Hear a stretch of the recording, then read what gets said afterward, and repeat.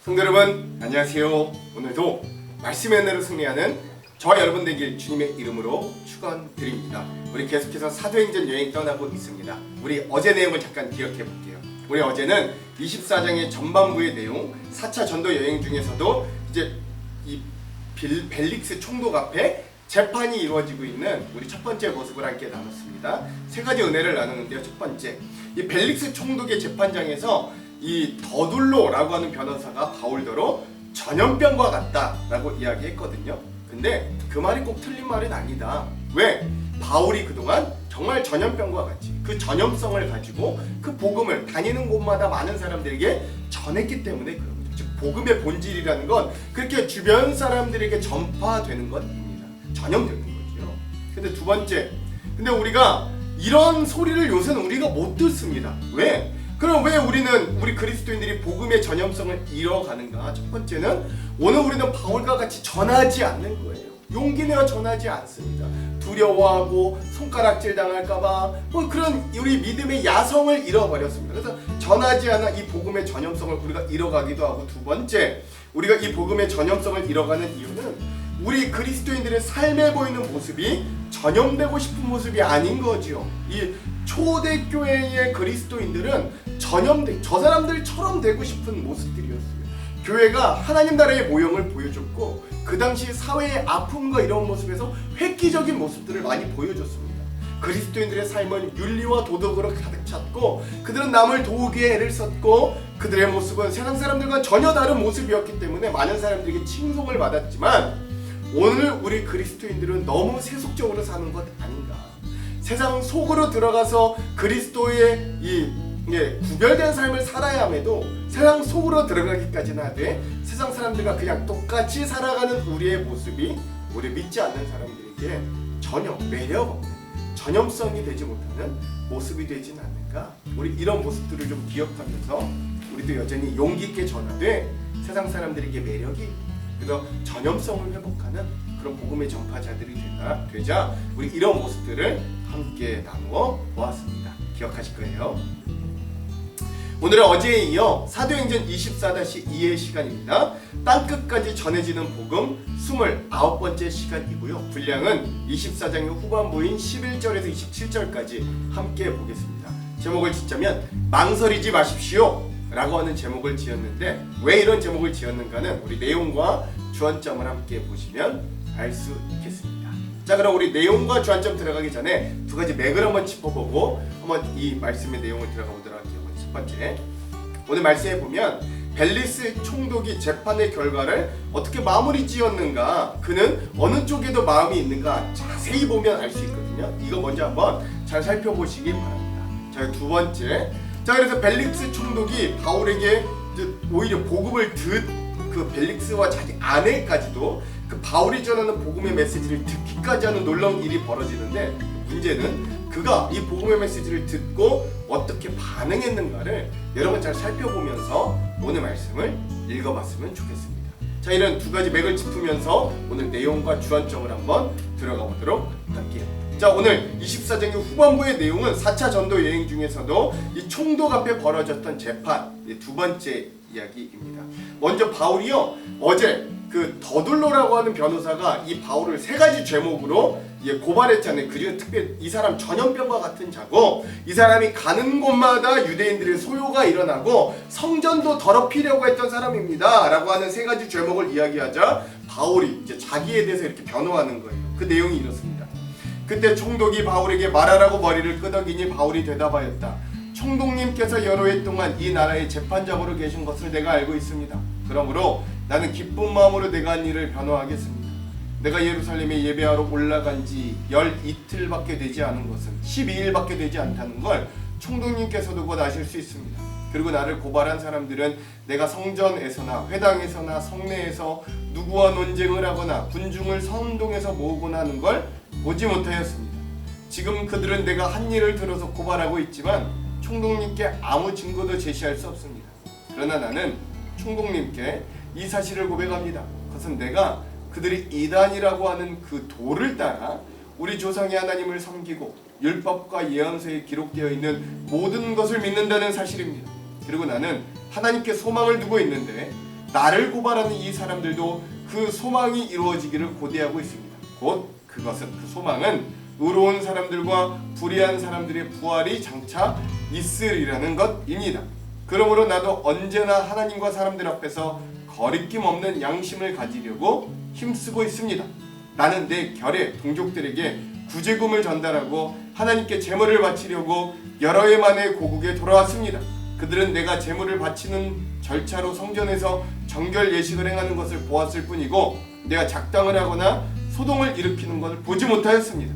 그 자리에는 아시아에서 온 몇몇 유대 사람이 있었는데 내가 한 일을 들어 고발할 것이 있으면 그 사람들이 총독님 앞에 나타나서 고발했어야 마땅할 것입니다. 그렇지 않으면 내가 의회 앞에 끌려가 섰을 때 이 사람들이 내게 무슨 잘못을 찾아냈는지 그것을 말하라고 해보십시오. 다만 나는 그들 가운데 서서 말하기를 오늘 내가 여러분에게 재판을 받고 있는 건 죽은 사람들의 부활과 관련된 문제 때문입니다 하는 이 한마디 말을 부르짖었을 뿐입니다 라고 하면서 바울은 그 세 가지 죄목에 대해 조목 반박하는 모습들을 보여주고 있고요. 깊은 의미들은 우리 주안점에서 더 함께 나누도록 하겠습니다.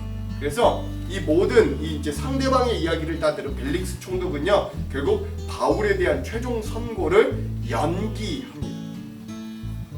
벨릭스는 그 즉 복음과 관련된 일을 자세히 알고 있었으므로 천부장 루시아가 내려오거든 당신들의 소송을 처리하겠소 말하고서 신문을 연기하였다.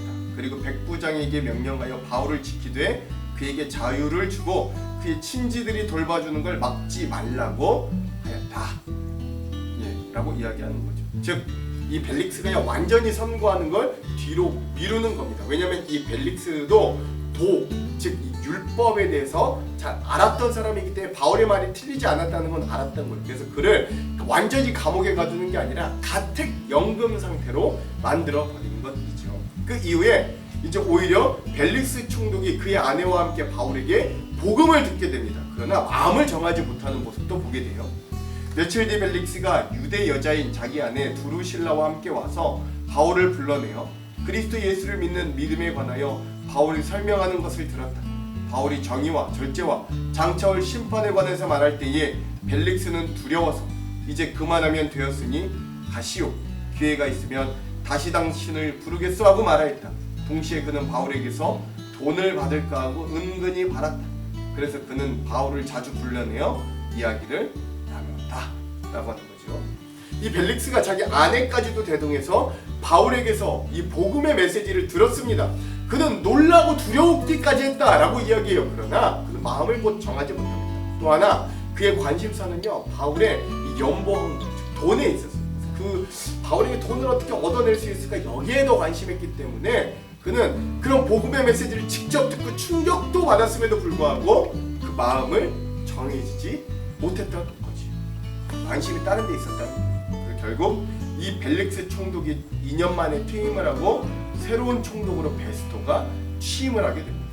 두 해가 지난 뒤에 보르기오 베스토가 벨릭스의 후임으로 직책을 맡게 되었다. 그런데 벨릭스는 유대 사람의 환심을 사고자 하여 바울을 가두어 둔 채로 내버려 두었다 라고 하는 것이죠. 자, 오늘 이 부분에 대해서 이따 주안점에서 더 깊은 은혜들도 나눠보도록 하겠습니다. 자, 여러분 오늘 이 부분 사도행전 24장의 후반부 우리 핵심 구절 함께 나눠보도록 할게요. 15절에서 16절의 말씀입니다. 그들이 기다리는 바 하나님께 향한 소망을 나도 가졌으니 곧 의인과 악인의 부활이 있으리라 함이니이다. 이것으로 말미암아 나도 하나님과 사람에 대하여 항상 양심에 거리낌 없기를 힘쓰나이다. 그래서 바울이 이 부활에 대한 소망, 내 믿음은 이런 것입니다 라고 변론하는 부분을 오늘 말씀의 핵심 구절로 삼아 보았습니다. 그러니까 바울은 어떤 경우에서도 주 예수 그리스도의 부활의 증인됨에만 집중하고 있었던 거예요. 이게 핵심입니다.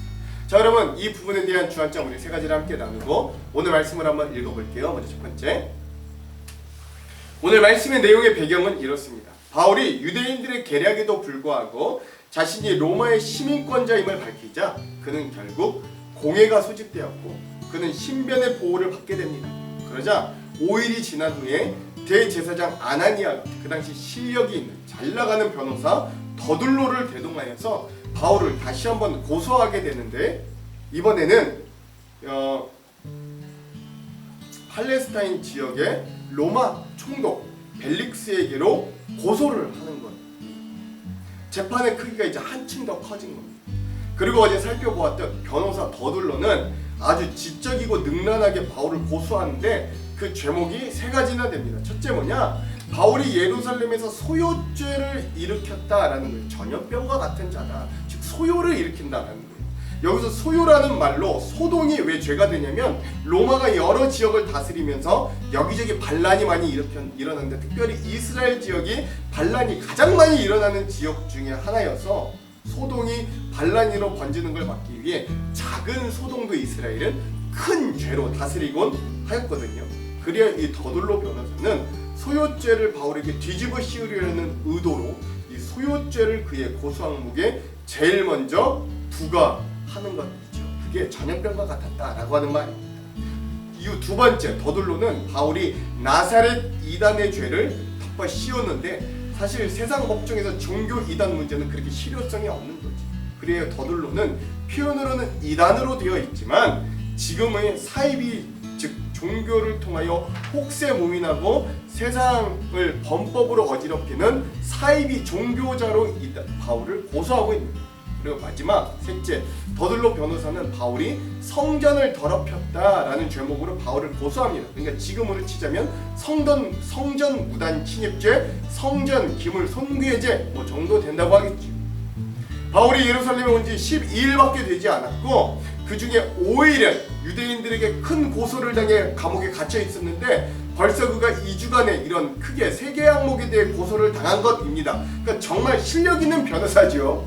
당시 이스라엘의 돈과 권력을 모두 쥐고 있던 대제사장이 고용했을 정도면 이 더둘로라고 하는 변호사가 어느 정도의 변호사인지는 대충 예상이 되는 것입니다.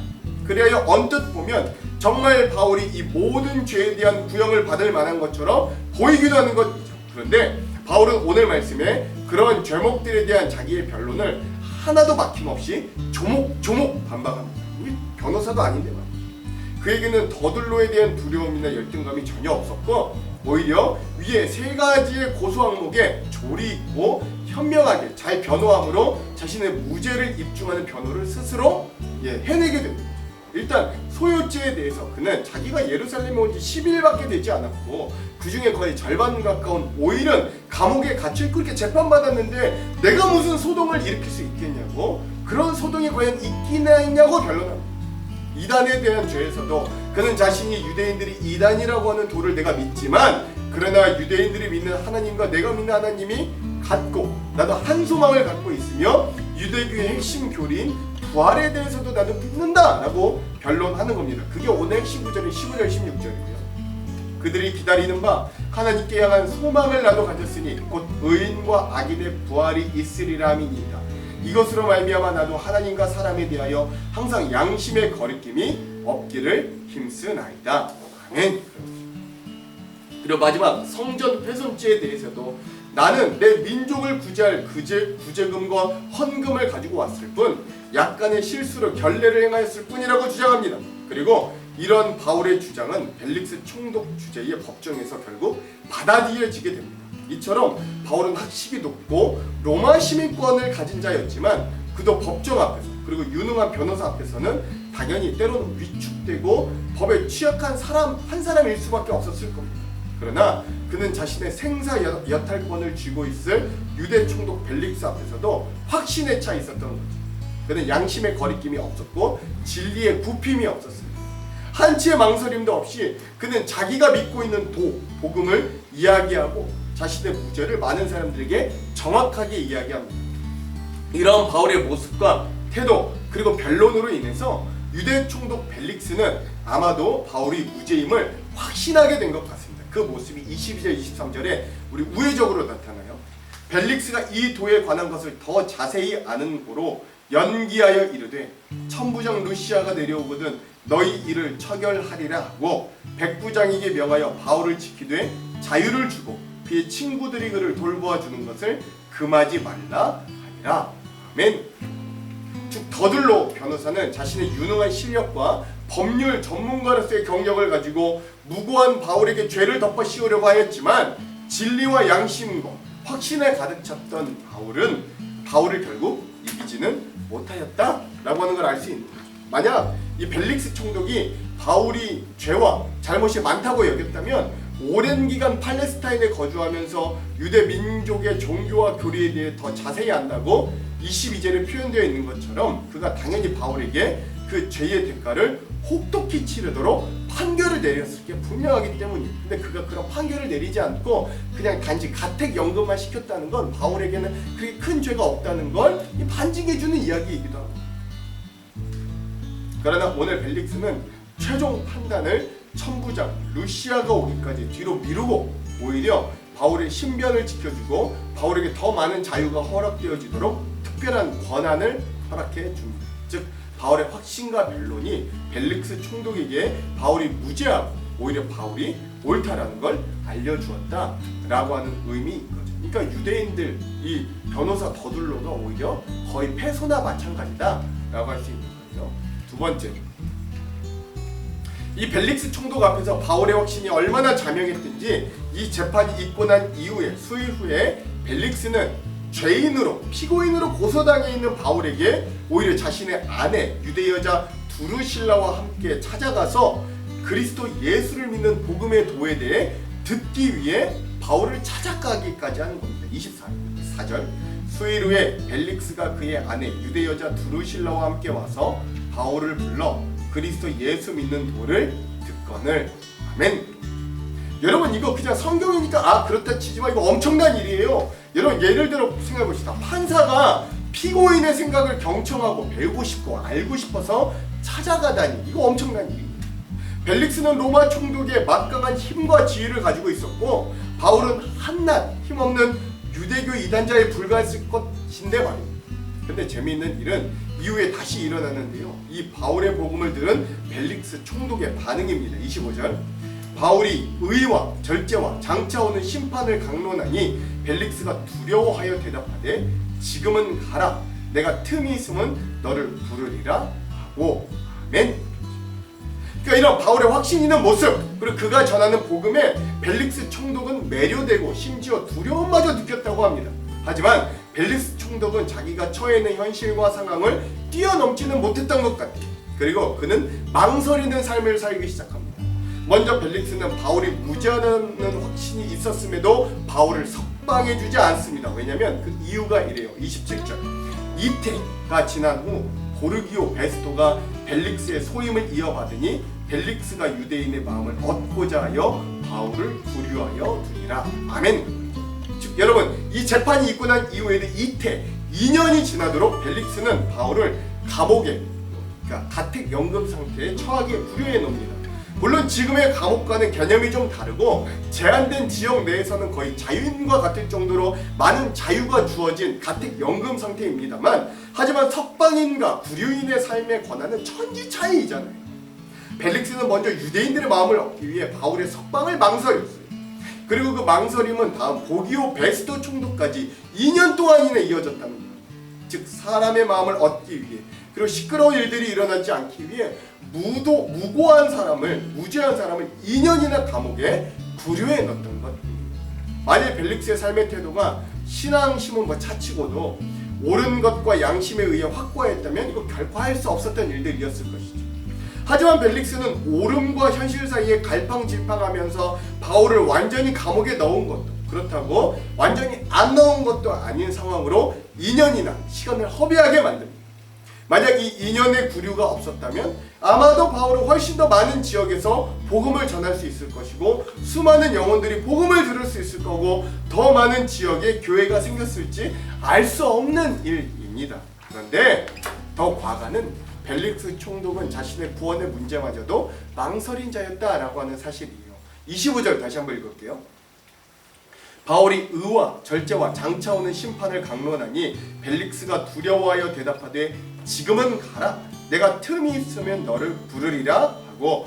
아멘. 바울이 전하는 복음 안에는 의에 대한 이야기도 있었고, 그리고 쾌락과 문화에 빠진 로마인들이 회복해야 될 절제에 대한 이야기, 그리고 장차 올 예수 그리스도 재림주에 대한 심판에 대한 이야기가 들어있었다고 합니다.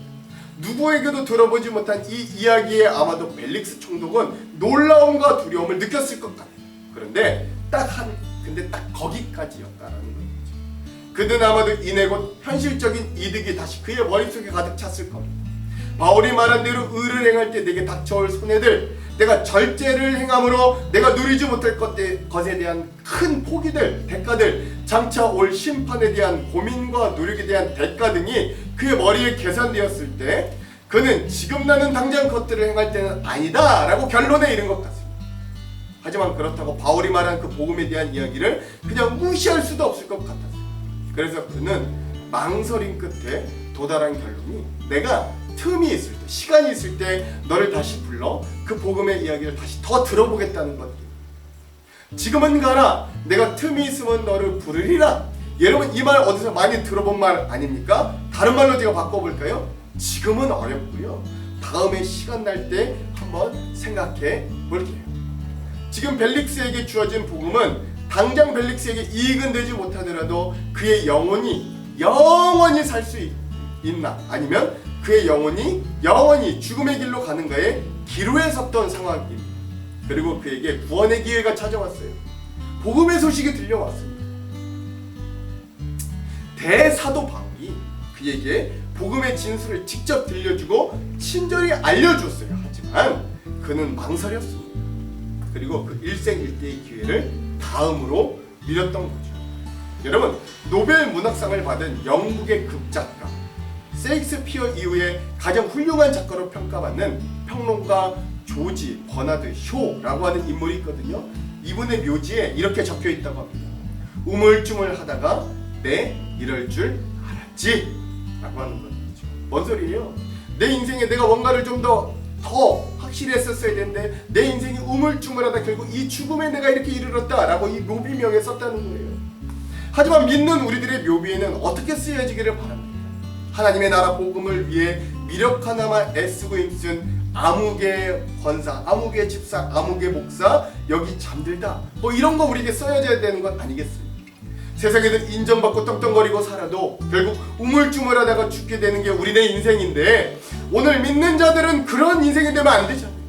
오늘 우리는 천국의 확신을 가지고 사는 사람들이고 무엇을 어떻게 해야 될지 이미 아는 사람들이기 때문에 그렇습니다.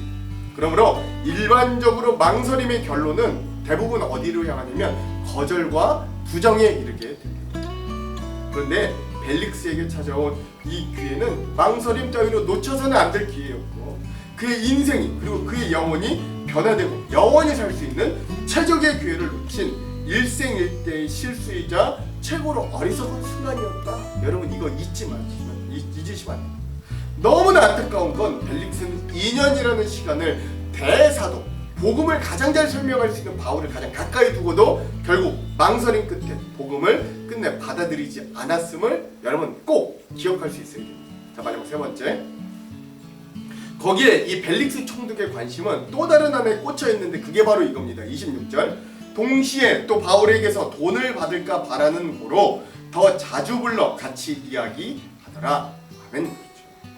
여러분, 바울에게는요 막대한 돈이 들려 있었습니다. 근데 그게 본인의 재산이 아니라 오늘 말씀의 17절에 보면 바울은 내 민족을 구제할 것과 재물을 가져왔다고 했거든요. 이건 극심한 가뭄으로 인해서 어려움에 처한 예루살렘 교회를 돕기 위한 소아시아와 마게도니아, 유럽, 그리고 그리스 교회 지역들이 연보를 모아 구전금으로 모았던 헌금과 바울 자신이 오순절 성전에 드리려고 계획했던 헌금으로 추측되는 예물이었던 거예요. 17절, 여러 해 만에 내가 내 민족을 구제할 것과 재물을 가지고 와서. 아멘. 그렇죠. 그러니까 이 바울에게 그런 돈이 있다는 걸 이 벨릭스 총독은 아마 알았고 그 돈에 눈독을 들였던 것 같아요. 그리고 자신이 바울을 구류하면, 그러니까 감옥 연금 상태, 가택 연금 상태에 내어놓으면 바울은 아마도 석방을 위해 그 돈의 일부라도 자기에게 상납하며 뇌물을 주지 않을까 하고 기대했던 것 같습니다. 물론 바울의 입장에 생각해보면 어린 반푼어치도 없는 일이죠. 어찌 감히 하나님께 드릴 예물을 그런 이유로 사용할 수 있겠습니까? 하지만 벨릭스의 관심은 그 돈에 있었습니다. 어떻게든 바울의 그 돈을 좀 받아내고 싶었던 것이지요. 하지만 그것이 뜻대로 되지 않자 아마도 바울의 구류가 2년이 넘도록, 아니 벨릭스 총독의 임기가 끝나도록 결국 석방되지 못했던 것 같습니다. 돈 때문에 복음을 받아들일 기회를 그는 잃어버린 거죠. 마치 마태복음 19장에 등장하는 재물이 많은 청년이 예수님을 만나 영생의 길을 물었을 때 예수님이 그에게 이렇게 말씀하셨던 것처럼 말입니다. 마태복음 19장 21절에서 22절. 예수께서 이르시되 내가 온전하고자 할진대 내가 가서 소유를 팔아 가난한 자들에게 주라. 그리하면 하늘에서 보화가 내게 있으리라. 그리고 와서 나를 따르리라 하시니 그 청년이 재물이 많음으로 이 말씀을 듣고 근심하며 가니라. 아멘. 그러니까 결국 영생에 관심이 있던, 그리고 결국 예수님을 만났던 그 부자 청년은 재물이 많은 거로 그 말씀을 듣고도 근심하며 떠나버렸습니다. 결국 돈을 택하고 영생을 버려버린 거죠. 여러분, 100년도 안 되는 인생, 잘 먹고 잘 살자고 영원히 살 수 있는 구원의 기회를 차버린 거예요. 오늘 벨릭스 총독도 마찬가지죠. 그는 돈에 눈이 멀어 바로 앞에 자기에게 들려오는 복음의 메시지는 보지도 듣지도 못하는 큰 어리석음을 범하게 되었습니다. 사랑하는 성도 여러분, 여러분은 지금 무엇을 망설이고 계십니까? 아니면 무엇을 뒤로 미루고 계십니까? 혹시 그것이 여러분의 영원한 생명을 약속했던 그 일들이 아닙니까? 혹시 그 일이 우리가 하나님 앞에 나아갈 때 보여드려야 했던 믿음의 증표와 다짐과 헌신들은 아니었습니까? 여러분, 지금 하십시오 라고 하는 좋은 글귀가 있어 한번 놔두겠습니다. 지금 하십시오. 할 일이 생각나거든 지금 하십시오. 오늘 맑은 하늘이지만 내일은 구름이 낄지 모릅니다. 어제는 이미 당신의 것이 아니니 지금 하십시오. 친절한 말 한마디가 생각나거든 지금 말하십시오. 내일은 당신의 것이 안 될지도 모릅니다. 사랑하는 사람은 언제나 곁에 있지 않습니다. 사랑의 말이 있다면 지금 하십시오. 미소를 짓고 싶거든 지금 웃어주십시오. 당신의 친구가 떠나기 전에 가슴이 설렐 때 지금 당신의 미소를 지어 주십시오. 여러분, 좋은 의미죠. 오늘 우리는 망설이는 신앙인이 되지 않기를 간절히 소망합니다. 지금 결단하고 지금 하나님 앞에 나아가 우리 인생의 문제를 모두 하나님께 맡기고 우리는 주님을 위해, 하나님은 우리를 위해 일하는 귀한 인생들이 되기를 소망합니다. 지금 오라, 지금 오라, 자비한 주께로 지금 곧 나아오라. 오늘도 우리를 애타게 부르시는 주님의 음성에 아멘으로 순종하며 망설이지 마시고 확신 있는 믿음, 주님이 주신 귀한 양심을 가지고 담대히 믿음의 길을 지금 걸어갈 수 있는 저와 여러분들, 망설이지 않는 성도들이 되기를 주님의 이름으로 축원합니다. 기도할게요. 하나님, 오늘 벨릭스 총독이 바울을 옆에 두고 2년 동안 자기에게 들려지는 복음의 메시지가 있어도 그는 돈을 향한 마음 때문에, 때로는 자기가 포기해야 될 현실과 이득과 그 많은 것들 때문에 복음을 끝내 선택하지 못했던 망설임들을 오늘 우리가 보게 됩니다. 하나님, 오늘 우리도 혹시 이런 믿음의 태도를 가지고 있지는 않은가 살펴보게 하시고 지금이라도 복음의 길, 주님이 기뻐하시는 길을 선택할 수 있는 귀한 성도들, 그래 100년 남짓한 이 땅에서의 성공과 재물을 택하는 자들이 아니라 영원한 생명의 길을 택할 수 있는 지혜로운 자들이 될 수 있도록 인도하여 주시옵소서. 그렇게 하실 주님을 기대하며 예수님 이름으로 기도합니다. 아멘. 그럼 사랑하는 성도 여러분, 오늘 하루도 말씀으로 승리하십시오. 사랑하고 축복합니다. 화이팅!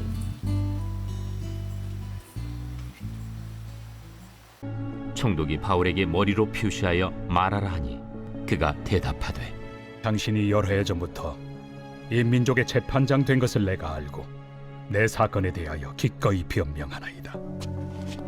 당신이 아실 수 있는 바와 같이 내가 예루살렘에 예비하러 올라간 지 10이틀밖에 안 되었고 그들은 내가 성전에서 누구와 변론하는 것이나 회당 또는 시중에서 무리를 소동하게 하는 것을 보지 못하였으니 이제 나를 고발하는 모든 일에 대하여 그들이 능히 당신 앞에 내세울 것이 없나이다.